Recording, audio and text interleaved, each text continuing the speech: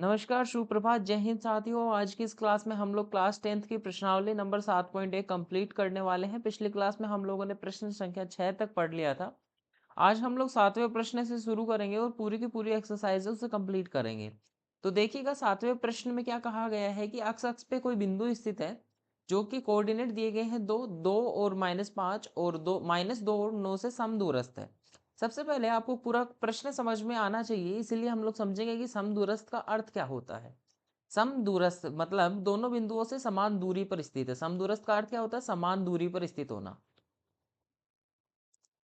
समान दूरी पर स्थित है। ठीक है, समदूरस्थ का अर्थ अगर आप लोग समझ गए तो प्रश्न का आंसर आसानी से आप लोग दे सकते हैं।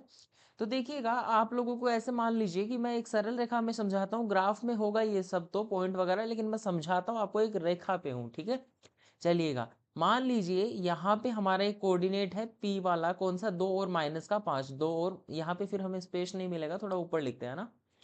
यहाँ देखिएगा, हमारे पास पी क्यू दो पॉइंट्स हैं, एक के कोऑर्डिनेट 2 और -5 हैं और एक के कोऑर्डिनेट -2 और 9 है। समझाने के लिए ये दर्शा रहा हूँ, वरना ग्राफ में तो मतलब 2D में जो है हमारा वो बनेगा डायग्राम। ठीक है, इसीलिए यहाँ से समझिएगा कि अक्ष अक्ष पे मान लीजिए कोई बिंदु स्थित है। कोई भी बिंदु मान लीजिए, हम लोग आर मान लेते हैं। और अक्ष अक्ष पे स्थित होने के कारण हम लोगों को पता है कि अक्ष अक्ष पे स्थित है, इसीलिए जो y के कोऑर्डिनेट हैं वो क्या होंगे? 0 होंगे। तो यहाँ पे इसके कोऑर्डिनेट क्या हो जाएंगे? अक्ष और 0। ठीक है, और ग्राफ में अगर समझना चाहें कि 0 किस प्रकार होंगे, तो अगर कोई भी बिंदु, ये जैसे y अक्ष है और ये अक्ष अक्ष है, तो कोई भी बिंदु इस पे होगा तो वो y के अक्ष पे तो 0 पे ही होगा ना। अगर इस भी रेखा पे कहीं पे भी कोई बिंदु होगा तो वो y अक्ष पे तो 0 पे ही होगा। इसीलिए जब भी कोई बिंदु अक्ष अक्ष पे होता है तो y और z के कोऑर्डिनेट 0 होते हैं। जब कोई बिंदु y अक्ष पे होता है तो अक्ष और z के कोऑर्डिनेट 0 होते हैं। ठीक है, चलिएगा, अब ना आप लोग आसानी से प्रश्न को हल कर सकते हैं। अब कोई दिक्कत नहीं है। देखिएगा, हमें दिया क्या है कि पी आर बराबर पी क्यू है। पी आर बराबर पी क्यू है। ठीक है, अब देखिए पी आर में हम लोगों को दूरी ज्ञात कर लेते हैं। सबसे पहले हम लोग तो under root x two minus x one का स्क्वायर। देखिए दूरी सूत्र मैंने पिछले क्लास में बताया था, दोबारा लिख देता हूँ। दो बिंदुओं के बीच की दूरी का सूत्र होता है, जब कोऑर्डिनेट्स दिए होते हैं तो x two minus x one का whole square plus y2 minus y1 का होल स्क्वायर। ये कोऑर्डिनेट देने पे हमारा जो दूरी सूत्र होता है ये होता है। ठीक है, चलिए अब इसमें देखिएगा, अक्स टू माइनस अक्स वन, इसको मैं अक्स टू मान लेता हूँ, तो अक्स टू y2 ये हो गया, अक्स वन y1 ये हो गया। तो x two minus x one का स्क्वायर मतलब अक्स माइनस 2 का स्क्वायर प्लस 0 माइनस माइनस 5 मतलब प्लस का हो जाएगा 5, इसका स्क्वायर। ठीक है, इक्वल्स टू किसके बराबर है? ये अंडर रूट। अब इसको एक्स टू एक्स वन मान, एक्स टू वाई टू मानना है, इसको चलिए एक्स वन वाई वन मान लेते हैं अब एक बार। ठीक है, अब इन दोनों के बीच की दूरी ज्ञात करते हैं, तो x two minus x one का स्क्वायर। तो देखिए, आप लोग किसी को भी 1 और 2 मान सकते हैं। ऐसा नहीं है कि आप लोग जो एक्स और 0 है उसी को एक्स टू मानेंगे, आप उसे एक्स वन भी मान सकते हैं, एक ही बात है। ठीक है, चलिएगा, यहाँ पे देखिएगा x two minus x one का स्क्वायर मतलब एक्स प्लस 2 का स्क्वायर प्लस हमारा y2 क्या है? 0 है, माइनस y1 कितना है? 9 है, इसका स्क्वायर। क्लियर है? अब यहाँ पे आप लोग एक काम कर सकते हैं कि दोनों तरफ वर्ग करेंगे तो आपका दोनों तरफ का अंडर रूट है वो हट जाएगा। तो आप लोग लिखेंगे दोनों तरफ वर्ग करने पर, आप लोग जब दोनों तरफ वर्ग करेंगे तो आपको पता है क्या मिलेगा आपको? यहाँ पे ये जो अंडर रूट है ये हट जाएगा, और यहाँ से जब आप इसको स्क्वायर करेंगे तो एक्स स्क्वायर प्लस 4 माइनस का 4 एक्स। ठीक है, क्योंकि एक्स ए माइनस बी का होल स्क्वायर का फॉर्मूला क्या होता है आप सभी को पता है, a square plus b square minus 2ab। ठीक है, चलिए, प्लस में 25 मिलेगा क्योंकि 5 का स्क्वायर 25 होता है, equals to a plus b का होल स्क्वायर का फॉर्मूला होता है a square plus b square plus 2ab मतलब 4x। ठीक है, प्लस में होगा हमारा माइनस 9 का स्क्वायर होता है 81। ठीक है, क्लियर है? अब देखिए, एक्स स्क्वायर से एक्स स्क्वायर हम लोग इजीली काट पाएंगे, काट दिया। उसके बाद में हम लोग जो है हमारा यहाँ पे माइनस का 4x है, उसको इस साइड लेके आएंगे तो हमें मिलेगा एक साइड 4x प्लस 4x। ठीक है, इक्वल्स टू, अब ये 81 है और 4 है, इसको इस साइड लेके आएंगे तो हमें क्या मिलेगा? हमें मिलेगा 4 प्लस 25। अच्छा, आप लोग कंफ्यूज हो रहे होंगे ना कि सर आप उधर लेके गए तो इधर क्यों लिख दिया? चलिए उधर ही लिखते हैं फिर। सबसे पहले सारी की सारी जो संख्याएं हैं उनको एक साइड लिख लेते हैं। तो यहाँ पे हमारे पास में है 4, उसके बाद 25 हमारे पास में है ही, और माइनस 81 आ जाएगा, और हमारा जो माइनस का 4 है वो भी हमारे साथ में आ जाएगा। सामने हम लोगों ने 4x प्लस 4x लिख दिया, ठीक है। अब तो नहीं हो रहे ना कन्फ्यूज, एक ही बात थी, ठीक है। चलिए अब यहाँ से जब सोल्व करेंगे तो 4 से आप लोग 4 काट पाएंगे एकदम आसानी से। उसके बाद में जब 25 में से 81 घटाएंगे तो आप सभी को पता है कि 25 में से 81 घटाएंगे तो माइनस की संख्याएं आएंगी। तो इसके लिए आप 81 में से 25 घटा देंगे और उसके बाद में चिन्ह माइनस का लगा देंगे। तो ये घटाएंगे तो 6 बचेगा और 3 यहाँ आएगा तो 56 हमारा बचेगा। तो यहाँ माइनस का 56 हो जाएगा इक्वल्स टू 8x हो जाएगा, ठीक है। अब इसको जब और सोल्व करेंगे आप लोग, जब इसको और हल करेंगे तो आप लोग इसको ऐसे भी तो लिख सकते हैं कि 8x बराबर माइनस का 56। 8x वो पबजी वाला नहीं है भैया, ठीक है। 8x बराबर माइनस का 56, x बराबर माइनस का 56 बट्टा 7 एंड x बराबर, अच्छा 7 नहीं ना 8 आएगा, बट्टा में 8 आएगा भाई। अब यहाँ हमें माइनस का 7 मिलेगा, ठीक है। अब जब x का मान माइनस का 7 आ गया है तो कोऑर्डिनेट क्या हो जाएंगे, कोऑर्डिनेट क्या हो जाएंगे, देखिए यहाँ पे r के निर्देशांक ही तो पूछा है, एक्स पे बिंदु याद कीजिए, तो बिंदु के ही तो निर्देशांक पूछे हैं। तो कोऑर्डिनेट क्या हो जाएंगे, कोऑर्डिनेट हमारे हो जाएंगे अक्ष और जीरो है, तो अक्ष का मान क्या है माइनस का 7 और जीरो है हमारे पास है ही, ये हमारा आंसर हो जाएगा, ठीक है। समझ में आया सभी को। चलिए प्रश्न संख्या 8 पे चलते हैं।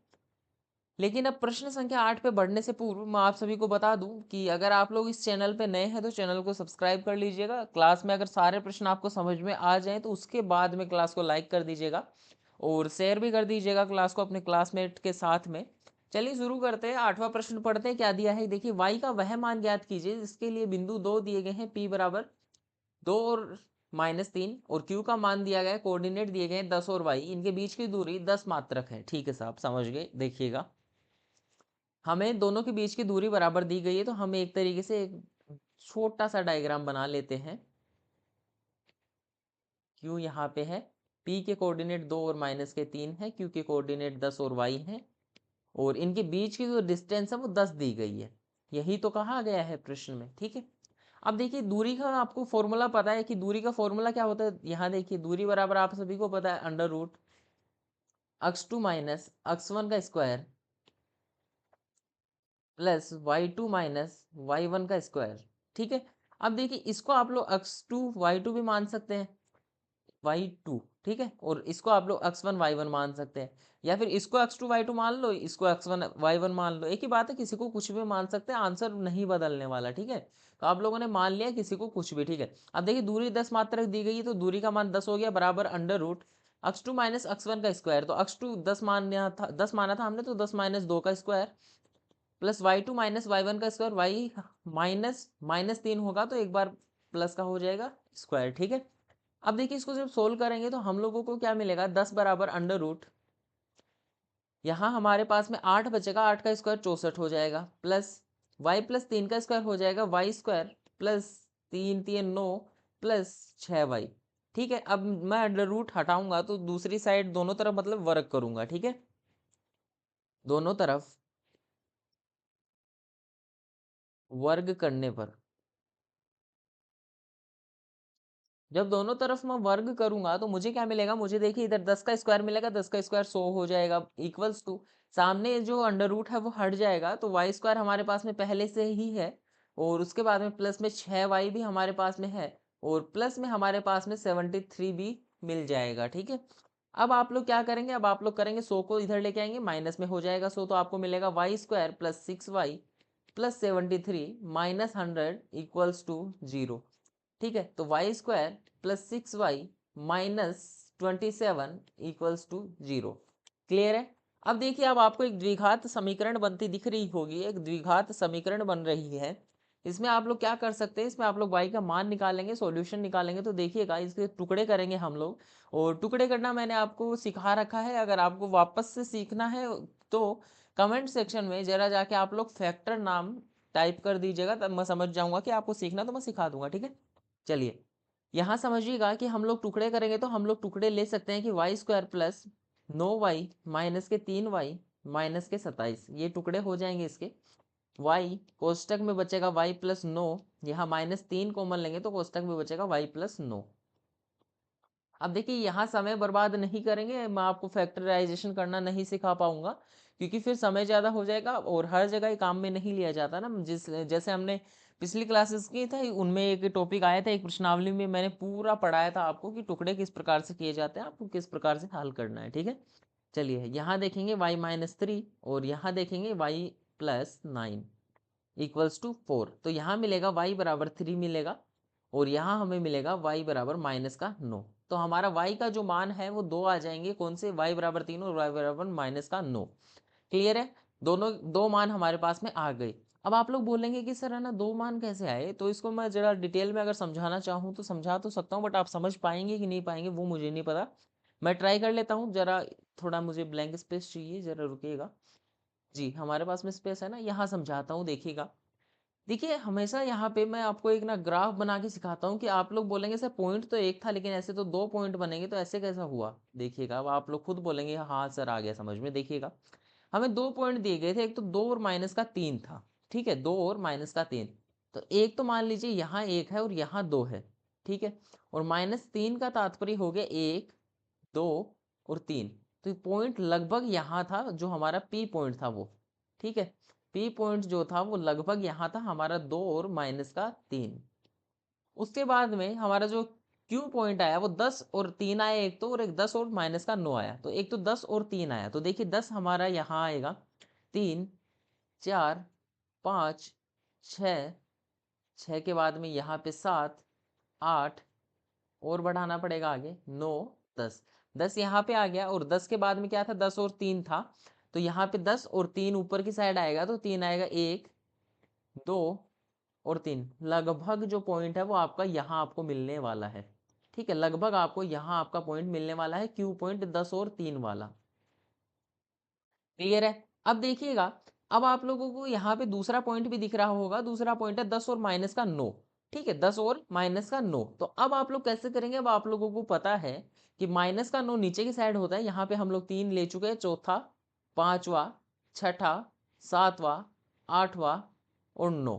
ठीक है, तो यहाँ पे हमारा दूसरा पॉइंट हो जाएगा जो कि 10 और -9 है। तो अब देखिए ना कि हमें 10 तो दिया गया था, तो हमें इसी रेखा पे रखना। अब इस रेखा पे दो चीजें या दो पॉइंट ऐसे होंगे जो क्यू पी से ना समान दूरी पे होंगे, एक तो ये वाला और एक ये वाला पॉइंट। ठीक है, ये रेखाएं सीधी नहीं बन रही, बट आप लोग समझ चुके होंगे कि जैसे अगर ऐसे कोई रेखा है और यहाँ बिंदु, मैं बोलूंगा कि यहाँ पे आप लोगों को ऐसा कुछ दिखाना है कि 10 सेंटीमीटर हो, तो आप लोग एक तो इधर खींच देंगे, फिर इधर आएंगे तो 10 से कम हो जाएगी, फिर जब वापस बढ़ेंगे तो 10 से बढ़ती जाएगी और एक समय ऐसा आएगा कि यहाँ पे भी आपको 10 मिलेगी। ठीक है, तो इसी प्रकार से दो पॉइंट हमारे पास में निकल के आए हैं। अब नहीं समझ में आया तो भूल जाइएगा, मेथड है, मैंने प्रश्न बड़ी आसानी से समझाया था। प्रश्न ध्यान में रखिए, और बाकी अगर आपको समझना था तो मैंने समझा दिया। ठीक है, चलिए अगले प्रश्न पे चलते हैं। प्रश्न संख्या 9 देखिएगा। प्रश्न संख्या 9 में दिया है कि क्यों बिंदुओं P और R से समदूरस्थ है, अक्ष का मान ज्ञात कीजिए, दूरियां OR और PR भी ज्ञात कीजिए। ठीक है, देखिए P और Q दो पॉइंट है, P यहाँ पे है, P क्या है, 5 और -3। R यहाँ पे है, R क्या है, अक्ष और 6। मैं यहाँ मान लेता हूँ कि Q पॉइंट मेरे पास में यहाँ पे है, Q पॉइंट है मेरा 0 और 1। ठीक है, तो हमें अक्ष का मान ज्ञात करना है, यहाँ पे P पॉइंट था ना जी। और दूरियां OR क्या हो जाएगी, O कहाँ पे है भाई, अच्छा QR है, तभी मैं सोचू O कहाँ है। एक तो ये दूरी और एक PR कौन सी, ये वाली।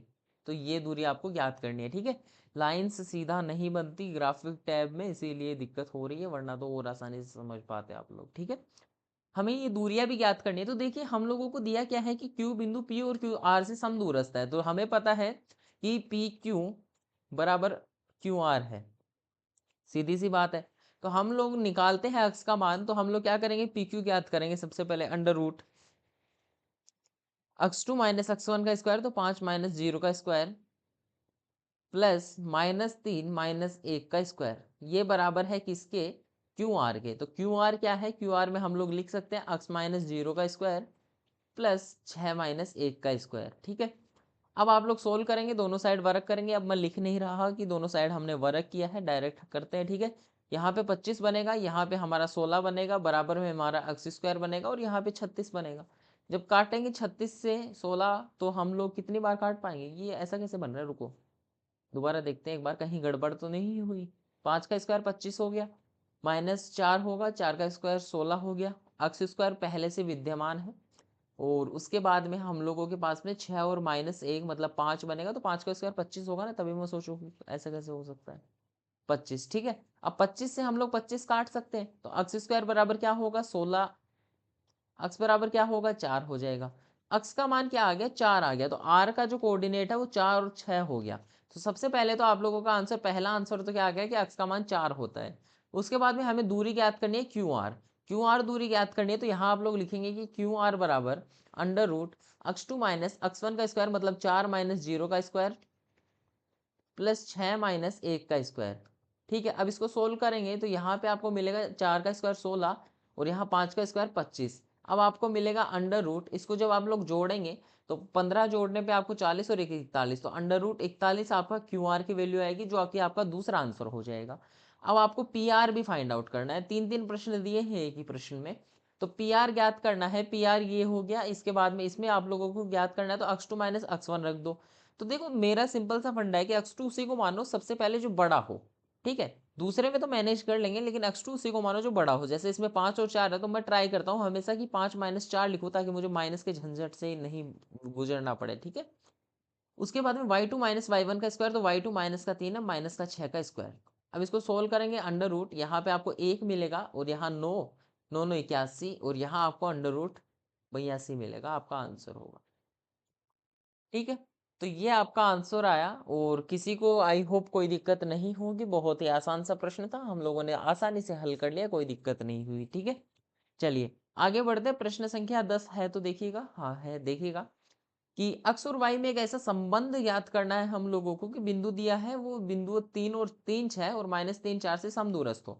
संबंध क्या होता है, मतलब इनमें रिलेशन निकालनी है हमें, समीकरण आ जाएगी हमारे पास में इसको सोल्व करते करते। तो बहुत आसान है, देखिएगा यहाँ मैं कोऑर्डिनेट ले लेता हूँ, पी कोऑर्डिनेट है 3 और 6।